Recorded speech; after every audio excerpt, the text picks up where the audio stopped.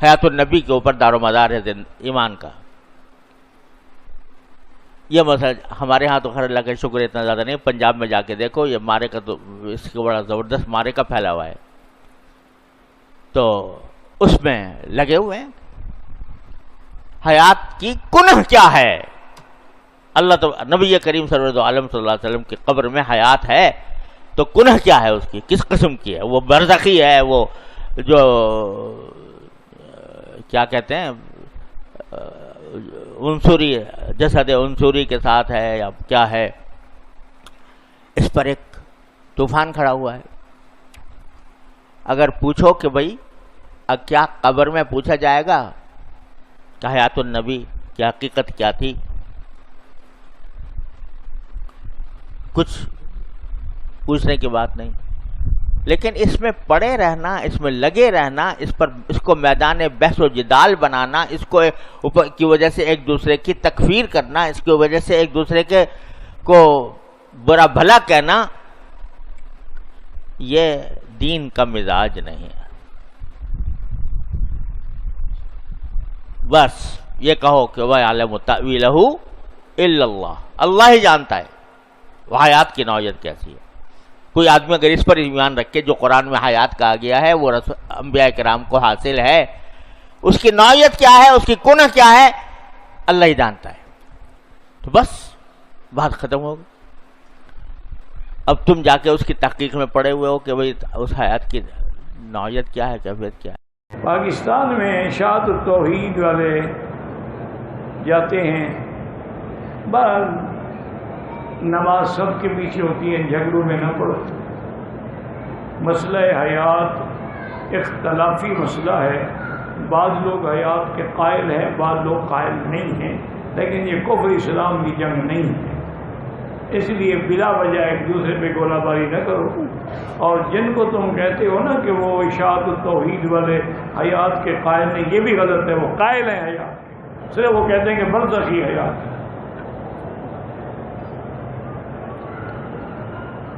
کتاب لکھی ہے باقاعدہ مولانا محمد طاہر صاحب پنجگیری نے، اس میں انہوں نے ثابت کیا ہے کہ بھئی ہم تو حیات برزخی کے قائل، حیات دنیاوی کے قائل ہیں.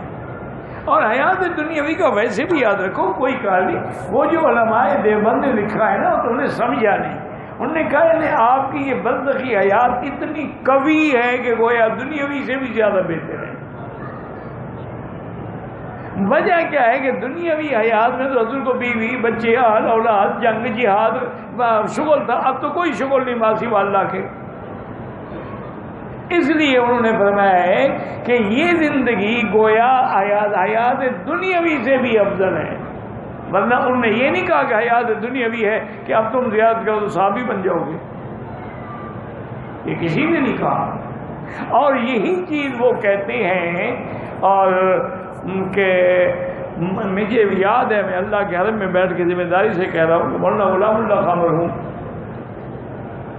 جن کی وجہ سے دیکھیں اللہ نے ان کو اتنی مقبولیت دی تھی. حالانکہ جماعت کے بڑے تو گجراتی صاحب تھے، لیکن جماعت گجراتی نہیں کہلائی، غلام خانی کہلائی. تو وہ یہاں آتے تھے تو میرے درس بھی دیتے تھے، میرے پاس رہتے بھی تھے. ہم مدینہ شریف گئے اکٹھے. اللہ کی شان یہ ہے کہ ہم راستے میں تھے راپک کے قریب کے، گاڑی کا کوئی پتہ نہیں کیا ہوا تھا، خراب ہو گئی. تو میں نے مذاق میں کہا، میں نے کہا حضرت یہ آپ چونکہ حیات کے قائل نہیں ہیں نا، مجھے بھی آپ کی وجہ سے سزا مل رہی ہے، گاڑی بھی خراب ہو گئی. اللہ آپ کو وہاں جانے نہیں دیتے. ہنس پڑے. دوستی تھی ہماری، تعلق تھا، بے تکلفی تھی. اتنی دیر میں کوئی گاڑی والا آیا، اسے مجھے پہچان لیا، اللہ جزائے خیر سے انہیں ہمیں بٹھا دیا. میں یقین دیانت داری سے کہتا ہوں کہ جب وہ حضور کے روضے پہ سلام پڑھنے گیا، میں بھی اکٹھے تھا، اتنا روئے کہ داڑھی بھیگ گئی. جب واپس ہم آئے گھر، میں نے کہا حضرت لوگوں کو تو کہتے ہو کہ انبیاء مردہ ہیں، تو آپ تو کھڑے رو رہے تھے یہاں، یہ کیا ہے؟ کہتا ہے مکی صاحب ایک مسئلہ جگہ اور مسئلہ دے ابھی جہلے نو بتانا تھا کہ نبی نو خدا نہ بنا چاہتے ہیں.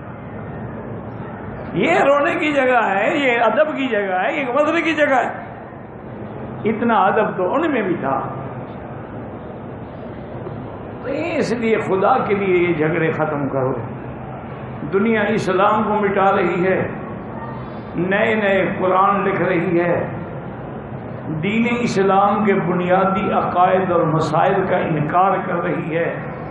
اب دنیا عورتوں کو مسجدوں میں امام بنا رہی ہے. گھر گھر میں موبائل پکڑا کے اس نے فلم تمہارے ہاتھ میں دے دی ہے. بے حیائی کا زور ہے، تم ان جھگڑوں میں پڑے ہوئے، ٹانگیں کتنی کھلی ہوں، ہاتھ کہاں ہوں. آمین زور سے کہیں، آہستہ کہیں. انبیاء سنتے ہیں نہیں سنتے ہیں، جھگڑوں میں پڑے. جہاں بھی ہاتھ بند ہو نماز ہو جاتی ہے. جو ناف کے اوپر باندھتے ہیں، ناف کے نیچے باندھ، سب حدیث میں ہیں. من السنت ہے ان یجعل یمینہ علی شمالہ تحت السرۃ. حضرت علی کی حدیث ہے. اور علی فرماتے ہیں من السنت، یعنی سنت یہی ہے جس پہ ہمیشہ عمل ہوا. سنت اور حدیث میں فرق ہے. حدیث پر تو کبھی عمل ہوتا ہے، کبھی نہیں ہوتا. سنت وہ ہوتی ہے جس پہ ہمیشہ عمل ہو. آپ دیکھیں حضور پاک نے کھڑے ہو کر پیشاب فرمایا، حدیث میں ہے، جائز ہے، سنت تو نہیں ہے. تو اس لیے جھگڑوں کے لیے، خدا کے لیے جھگڑوں میں نہ پڑے. اب متحد ہوں، اتفاق ہو. دنیا اس وقت بڑے بڑے گہرے اور ایسی سازشیں یہود اور ہنود کر رہے ہیں، آپ سوچ بھی نہیں سکتے. اور اسی کا نتیجہ ہے. ہندوستانی مسلمان یہاں موجود ہیں، ہمارے بھائی ہیں، ان سے پوچھ لیں کہ اگر ہندوستان میں مسلمان اکٹھے ہو جائیں نا، ہندو کبھی شکست دے ہی نہیں سکتے. کیونکہ وہ جو پاور ہوگی نا اس کی جتوانے کی، وہ مسلمانوں کے ہاتھ ہے کہ 25 کروڑ مسلمان ہیں. جس جماعت کے ساتھ بھی کھڑے ہو جائیں گے وہ جیت جائے گی. لیکن ہم نے تو صوبے میں نہیں، ہر ضلع میں نئے نئی جماعتیں بنائی ہوئی ہیں، ٹکڑے ٹکڑے ہو گئے. اور یہ اللہ کا عذاب ہے، یہ اللہ کا عذاب ہے. یاد رکھیں کہ شیعان یلبس بعضکم بعضا. اللہ فرماتا ہے میرے عذاب کی ایک قسم یہ ہے کہ میں تمہیں ٹکڑے ٹکڑوں میں تبدیل کر دوں. سوال کسی نے پوچھا ہے عقیدہ حیاتی اور مماتی واضح دلائل سے فرما دیں. وہ بھائی اتنا ہے کہ نبی صلی اللہ علیہ وسلم اپنی قبر اطہر میں آپ صلی اللہ علیہ وسلم کو ایک خاص قسم کی حیات ملی ہے جس کا ہمیں ادراک نہیں ہے. اور آپ صلی اللہ علیہ وسلم وہ برزخی حیات ہے، دنیاوی نہیں ہے. اور نبی صلی اللہ علیہ وسلم کی جو روح ہے اس کا اس جسد اطہر سے تعلق بھی ہے، جو قبر مبارک میں جسد ہے. کس نوعیت کا تعلق ہے یہ بھی ہمیں معلوم نہیں ہے. دنیا کے لحاظ سے آپ دنیا سے جا چکے ہیں. آپ صلی اللہ علیہ وسلم کو غسل دیا گیا اور آپ صلی اللہ علیہ وسلم کو دفنایا گیا. آپ کی بیویوں نے عدت گزاری ہے. آپ کی وراثت تقسیم نہیں ہوئی کیونکہ انبیاء کی وراثت تقسیم نہیں ہوتی. سمجھ رہے ہیں؟ تو دنیا کے لحاظ سے آپ صلی اللہ علیہ وسلم پر وفات ہوئی ہے، موت واقع ہوئی ہے. قرآن کہہ رہا ہے انکا میتن، اے نبی آپ نے بھی مرنا ہے، وانہم میتون، انہوں نے بھی مرنا ہے. تو آپ پر بھی موت واقع ہوگی، ان پر بھی موت واقع ہوگی. تو قرآن نے بتایا ہے کل نفس ذائقۃ الموت، ہر نفس نے موت کا ذائقہ چکھنا ہے. تو نبی بھی انسان تھے، بشر تھے، آپ نے بھی موت کا ذائقہ چکھا ہے. لیکن مرنے کے بعد، دنیا سے جانے کے بعد آپ صلی اللہ علیہ وسلم کو قبر مبارک میں ایک خاص قسم کی حیات دی گئی ہے جو شہداء کو بھی ملتی ہے. قرآن کہتے ہیں نا شہداء بھی زندہ ہیں. تو ظاہر ہے عام میتوں سے ہٹ کر ان کو کوئی خاص قسم کی حیات ملتی ہے، تبھی تو زندہ کہا ہے. تو اور جیسے شہداء کا اسی جسم سے کچھ نہ کچھ تعلق رہتا ہے. یہ تو بہت سارے واقعات ہیں. حضرت حمزہ رضی اللہ تعالیٰ عنہ جو شہید ہوئے، نبی صلی اللہ علیہ وسلم کے چچا حضرت حمزہ، تو جہاں شہادت کے بعد ان کی قبر بنائی گئی آج وہاں نہیں ہے کیونکہ وہاں سیلاب آ رہا تھا. تو آپ خواب میں آئے اور آپ نے بتایا کہ مجھے یہاں سے نکالو. تو آپ کو نکال کے وہاں سے ابھی جو حضرت حمزہ کی قبر ہے وہ وہاں نہیں ہے جہاں اصل قبر تھی، وہاں سے ہٹایا گیا کیونکہ وہ ریلا ہے پانی کا. تو اس کا مطلب ہے کہ ظاہر ہے شہید کا روح سے، جسم سے کچھ تعلق ہوگا نا، تبھی تو وہ کہہ رہے ہیں مجھے تکلیف ہو رہی ہے. اور آج بھی اس کے بہت واقعات آتے ہیں. بعض دفعہ سیلاب آنے لگتی ہے کسی شہید کی قبر کی قریب، وہ خواب میں آ کے بتا دیتے ہیں کہ مجھے یہاں سے شفٹ کرو، اور باڈی پوری سلامت ہوتی ہے ان کی. ایسے تو بہت سارے شہداء ہیں. میں نے تو ایسے بہت شہداء دیکھے ہیں کئی ہفتے گزرنے کے بعد بھی ان کی باڈی بالکل ٹھیک. یہ کرامت ہے، شہادت کے بعد کرامت کا ایک اثر ہے جو ظاہر ہوتا ہے. تو انبیاء کا تو تعلق جو ہے نا، وہ تو انبیاء کا مقام تو شہداء سے بھی زیادہ ہے، تو ان کو ایک خاص قسم کی حیات ملتی ہے جو برزخی حیات ہے. یہ عقیدہ اہل سنت والجماعت کا ہے. باقی پنجاب میں جو یہ حیاتی مماتی پھڈے چل رہے ہیں، یہ مجھے تو سمجھ میں ہی نہیں آیا کہ مماتیوں کا عقیدہ ہے کیا. میں جب ان سے پوچھتا ہوں تو وہ یہی بتا رہے ہوتے ہیں جو ہمارا ہے، سمجھ رہے ہیں. تو مجھے شاید اسی قسم کے مماتی ٹکرائے ہیں. تو میں کہتا ہوں یہ تو پھر آپ بھی وہی کہہ رہے جو ہم کہہ رہے ہیں، تو پھر اختلاف کیا ہے؟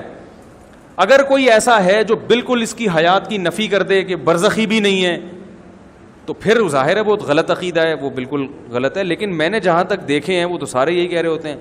تو دوسری بات یہ ہے کہ چھوڑو دوسری کر کے پھر ان چکروں میں نہ پڑیں تو زیادہ بہتر ہے، سب سے بہتر بات یہ دھماکہ کیا میں نے پنج پیریوں میں اور غیر پنج پیریوں میں، ایسا دھماکہ کیا، یہ دھماکہ میرا ہے. آپ لوگ چونکہ بے قدر ہو، اس کا جواب نہیں ہے کسی کے پاس. بولو، آپ کو سمجھ نہیں ہے؟ بہت آسان ہے. وہ کیا ہے؟ مسئلہ صرف نحمیر کا، ہدایت و نو کا. اگر اللہ نے کسی کو نحمیر سمجھایا ہو تو مسئلہ نحمیر کا ہے. دیکھو، زیدن کا مفہوم الگ ہے، قائمون کا الگ ہے. تغایر مفہوم ہے لیکن تصادق فی المصداق ہے. وہی زید ہے، قائم بھی وہی ہے. یہ منظور ہے اور مدرس بھی یہی ہے. المنظور یدرسو، تو منظور جہاں ہے، یدرسو خبر ہے، تو یدرسو بھی ادھر ہی ہے. یہ نہیں ہے کہ منظور ادھر ہے اور یدرسو کوئٹہ میں. المنظور جالس، منظور کا مفہوم الگ ہے، جالس کا الگ ہے. لیکن جہاں منظور ہے جالسن بھی، مطلب یہ مشکل چیز ہے. جدھر منظور ہے جالسن ادھر ہی ہے. مفہوم دونوں کا الگ الگ ہے لیکن مصداق تو دونوں کا ایک ہے. اب پنجپیری حیات انبیاء کے منکر نہیں ہے، وہ حیات انبیاء کی منکر نہیں ہے. الانبیاء احیاء تک دونوں کا اتفاق ہے. لیکن صرف ہمارے باقی اکابرین علماء دیوبند فرماتے فی قبور محاذی، انبیاء زندہ انہی قبروں میں. اور پنجپیری حضرات کہتے کہ فی اعلیٰ علیین، اعلیٰ علیین میں. آپ کو سمجھے آیا؟ تو الانبیاء احیاء، انبیاء مبتدا اور احیاء اس کے لیے خبر ہے. اب یہ احیاء اعلیٰ علیین میں حیات ہے یا قبر میں ہے، تو مبتدا جہاں ہوگا خبر بھی وہی ہوگی. بولو، مبتدا جہاں ہے کیا ہے، خبر بھی وہی ہے. بس اس کا تم توڑ پیش کرو اس سال کے آخر تک، اور ٹیلی فون کرو ادھر ادھر. مسئلہ صرف نمیر کا ہے. اور لیکن آپ سے بھی پھر میری گزارش ہوگی، سمجھ رہی میں، ایسا نہ ہو کہ آپ اس کو حضرت اقدس مولانا پنجپیر اور شیخ القرآن کے خلاف الو تو اس کو پیش کر، اور مولانا پنجپیری کو گالی دے، شیخ القرآن کو. یہ انور شاہ کشمیری کے شاگرد ہے، بڑے لوگ ہیں مولانا صاحب، خدا کی قسم بڑے لوگ ہیں. توحید آپ کا اختلاف ان سے ہوگا، سمجھے، لیکن اس کا توڑ صرف میرے پاس ہے، کسی کے پاس نہیں. اچھلنا کودنا نہیں مولانا، اچھلنے کودنے کی کوشش نہیں کرنا. ہمارے اکابرین ہیں، اختلاف ان کا ہوتا رہتا ہے، سمجھے. لیکن مولانا وہ درجہ ثانی اور ثالثہ کا شاگرد نہیں ہے مولانا پنجپیری رحمۃ اللہ علیہ یا شیخ القرآن مولانا غلام اللہ رحمۃ اللہ علیہ. یہ بہت بڑے لوگ ہیں مول صاحب، سمجھ شریف میں ہے کہ نہیں. اس لیے آپ یہ مثال مولوی منظور نے آپ کو بتا دی، آپ اس سے ان پر لعنت بھیجنا شروع کر دیں. بیٹا اپنے آپ کو سمجھا بھی کرو، سمجھ شریف میں ہے کہ نہیں. اس کا توڑ میرے پاس ہے، کسی کے پاس بھی نہیں. آپ کو سمجھ آیا نہیں ہے، کچھ بھی نہیں، اس کا توڑ کسی کے پاس. اس لیے اب آپ کو میں آج بتا رہا ہوں، بخدا ہر مسئلے میں، مغلق مسئلے میں 2-3 باتیں میں چھپاتا ہوں. اس کی بنیادی وجہ یہ ہے، سعدیہ شیرازیہ سب کا مدح کمزات ہو رہا، کمزات چون قابل شود گردہ زند استاد ہو رہا. وعلمہ الرمایۃ کل یوم، تیر اندازی میں نے سکھایا. فلما اشتد ساعدہ، جب ہاتھ اس کا مضبوط ہو گیا، رمانی، تیر میرے پیٹ میں اس نے مارا. وعلمہ الرمایۃ کل یوم فلما اشتد ساعدہ رمانی، اور جب یہ ہے کہ بازو اس کا مضبوط ہو گیا، مجھے اس نے مار لیا. اس لیے بہرحال اس طرح سمجھو کہ حیات انبیاء کا ثبوت ہے، کیفیت کو اللہ جانتا ہے. ابن عبد البر نے جیسے لکھا، مالا یرا لا یکیف، جو چیز دیکھنے میں نہیں آتی کیفیت کو اللہ جانتا ہے، لیکن حیات فی القبر ثابت ہے۔ اور سعودیہ والوں کی بڑی پیاری عبارت ہے، میں عرض کر رہا تھا چونکہ نبی شہید ہے اس بات پر آپ سے، سعودی والوں کی بڑی پیاری عبارت ہے، اس سے اچھی عبارت آپ کے ہندوستان والے اور پاکستان والوں کی نہیں۔ بل هو حی فی قبرہ بحیات برزخیت وسط بین حیاتی فی الدنیا و بین حیاتی فی الآخرہ۔ واہ واہ، کمال کیا ہے سعودی والوں نے۔ یہ فتاویٰ علماء بلد الحرمین میرے پاس 2 جلدوں میں ہے، ضخیم جلدوں میں، اس میں ہے بل هو حی فی قبرہ بحیات برزخیت وسط بین حیاتی فی الدنیا و بین حیاتی فی الآخرہ۔ سب کہو سعودی والے زندہ باد۔ حیات النبی کا مسئلہ، حضور اپنی قبر میں زندہ ہیں تو کیا جیسے اس دنیا میں تھے ایسے ہی زندہ ہیں؟ یہ موقف ہے ہمارے بریلوی علماء کا بھی اور دیوبند کے بھی بعض علماء کا، لیکن اہل حدیث اور دیوبند جماعت کے بھی کچھ لوگوں کی رائے یہ کہ نہیں، وہ برزخی زندگی ہے اور اللہ ہی جانتا ہے کہ وہ کیسی زندگی ہے۔ حالانکہ مسئلے کا حل کیا ہے؟ دیکھیے جو درجات ہیں انسانوں کے اہل ایمان کے، وہ 4 درجے ہیں۔ منعم علیہم لوگ کون ہیں؟ جن کو ہم کہتے ہیں سورہ فاتحہ میں اے اللہ ہمیں سیدھے راہ کی ہدایت فرما، راستہ ان کا جن پر تو نے انعام فرمایا، اہدنا الصراط المستقیم صراط الذین انعمت علیہم۔ اچھا یہ کون ہے انعمت علیہم؟ یہ سورہ نساء میں آیا۔ وَمَن يُطِعِ اللَّهَ وَالرَّسُولَ فَأُولَٰئِكَ مَعَ الَّذِينَ أَنْعَمَ اللَّهُ عَلَيْهِم مِّنَ النَّبِيِّينَ وَالصِّدِّيقِينَ وَالشُّهَدَاءِ وَالصَّالِحِينَ۔ جو اللہ اور اس کے رسول کی اطاعت پر کاربند ہو جائیں ان کو معیت حاصل ہوتی ہے انبیاء کی، صدیقین کی، شہداء کی اور عام صالح اہل ایمان کی۔ یہ 4 طبقے ہیں منعم علیہم۔ سب سے اوپر نبی، ویسے نبیوں سے بھی اوپر رسول، پھر یہ کہ نیچے صدیق، پھر نیچے شہید، پھر نیچے عام اہل ایمان جو نیک ہیں صالح۔ اب ان میں یہ تیسرا درجہ ہے شہید کا، جس کے بارے میں قرآن کہہ رہا ہے وہ زندہ ہیں لیکن تم ان کی زندگی کا شعور حاصل نہیں کر سکتے، تم نہیں جان سکتے کیسے زندہ ہے، بس ہم کہہ رہے ہیں کہ وہ زندہ ہے، مانو کہ وہ زندہ ہے۔ باقی اس تفصیل میں جانا کیسے زندہ ہے، کہاں زندہ ہے، کس طور سے زندہ ہے، روٹی کھاتے ہیں، کچھ اعلیٰ ترین جو ہے جنت کی خوراکوں کو پہنچا دی جاتی ہے، یہ سب ساری کیوں فتنے پیدا ہوئے کہ آپ نے ایک ایسی چیز کے اندر دخل دے دیا جو عالم غیب سے متعلق ہے۔ عالم غیب کی وہی بات ہم مانیں گے جو رسول نے بتائی ہو، قرآن میں آئی ہو یا صحیح حدیث میں آئی ہو۔ عالم غیب کی کوئی بات اپنے طور سے اس کے بارے میں مین میخ نکالنا، تفصیلیں بیان کرنا، یہ در حقیقت فتنہ کھولنے کا مترادف۔ جب ہم شہداء کی حیات معنوی جو ہے یا حیات جو ہے اخروی اس کو نہیں جان سکتے کہ کیسی ہے، تو صدیقین تو ان سے بھی بالا تر ہیں، انبیاء ان سے بھی بالا تر ہیں، رسول ان سے بھی بالا تر ہیں، اور تمام رسولوں کے سردار محمد ہیں صلی اللہ علیہ وسلم۔ انہیں اللہ نے کیسی زندگی دی ہے، اعلیٰ ترین زندگی دی ہے، ہم کہتے ہیں یقیناً، لیکن کیسی؟ آپ اس دنیا کی زندگی کو بہت اعلیٰ سمجھتے ہیں، یہ تو کچھ بھی نہیں، ادنا زندگی، جو زندگی انہیں ہے اس کا ہم تصور نہیں کر سکتے، شہیدوں کی زندگی کا تصور نہیں کر سکتے، صدیقین سے اس سے بھی اوپر ہیں، انبیاء ان سے اوپر ہیں، رسول ان سے اوپر ہیں، اور سید المرسلین صلی اللہ علیہ وسلم سب سے بڑا۔ علی بھی آپ نے پچھلی مجلس نمبر 46 میں حیات النبی صلی اللہ علیہ وسلم کے عقیدے کے حوالے سے بریلوی اور دیوبندی فرقوں پر یہ الزام لگایا تھا کہ وہ قبر مبارک میں نبی صلی اللہ علیہ وسلم کو دنیاوی طور پر زندہ مانتے ہیں، پلیز اس کا ریفرنس دے دیں۔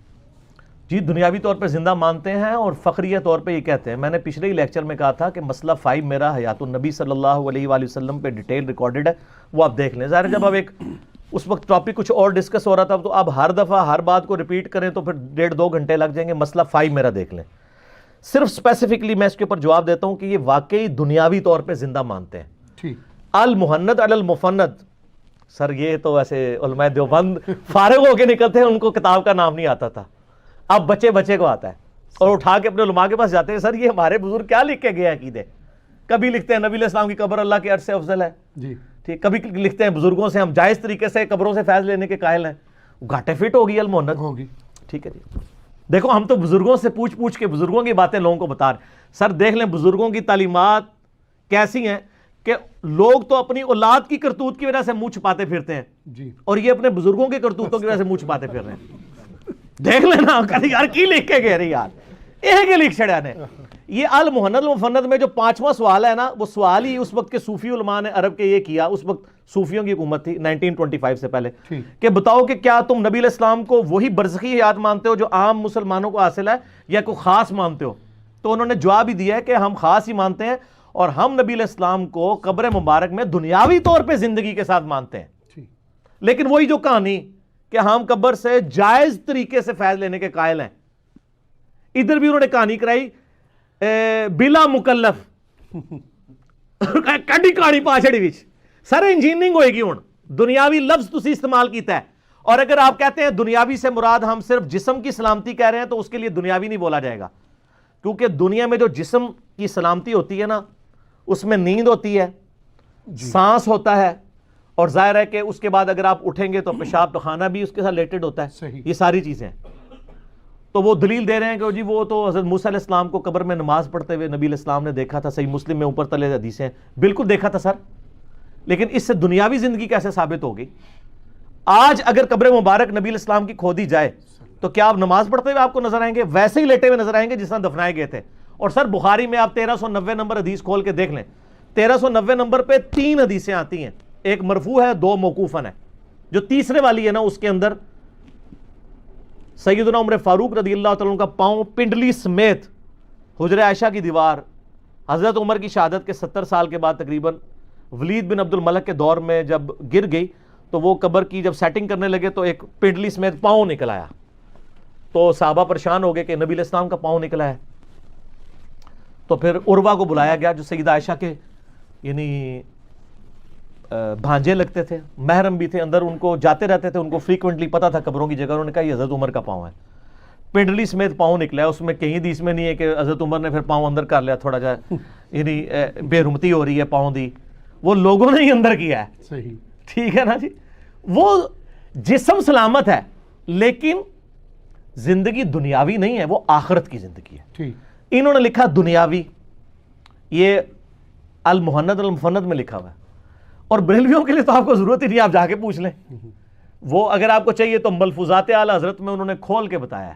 ان سے جب پوچھا گیا کہ نبی بھی زندہ ہے شہید بھی زندہ ہے تو آپ فرق کیسے کریں گے؟ انہوں نے کہا نہیں, نبیوں کی زندگی دنیاوی اور حصی ہے. حصی کا لفظ بھی انہوں نے استعمال کیا. ٹھیک ہے جی, دنیاوی اور حصی ہے. کرتے کرتے انہوں نے لکھا ہمارے بزرگ عبد الباقی زرقانی فرماتے ہیں, اور یہ جو زرقانی ہے نا اس کے والے فضائل مال میں بھی ہے اور ملفوظات اعلی حضرت میں یہ مشترکہ بابا ہے دیوبند بریلویوں کا. لہٰذا یہ دیوبندیوں کا بھی یہی عقیدہ ہے جو زرقانی نے لکھا ہے. جی. تو زرقانی فرماتے ہیں کہ حتیٰ کہ نبیوں کو یہ زندگی حاصل ہے کہ ان کی قبروں میں ان کی بیویاں پیش کی جاتی ہیں, وہ ان کے ساتھ شباشی بھی فرماتے ہیں. حقیقی حصی دنیاوی یہ 3 لفظ استعمال کیے ہیں. پھر ان کا حل بھی سمجھ نہیں آئی تو انہوں دسنے آتا مطلب اگے کیا ہوتا ہے, انہوں نے کہ اے جے شباشی فرماتے ہیں. تو یہ زرقانی مشترکہ بابا ہے دیوبند اور بریلویوں کا. اس کے والے سے احمد بریلوی نے نقل کیا. اب بریلوی کہتے ہیں یہ تو زرقانی صاحب کا قول ہے. نہیں سر, انہوں نے لکھا ہے میرے آقا سیدی زرقانی.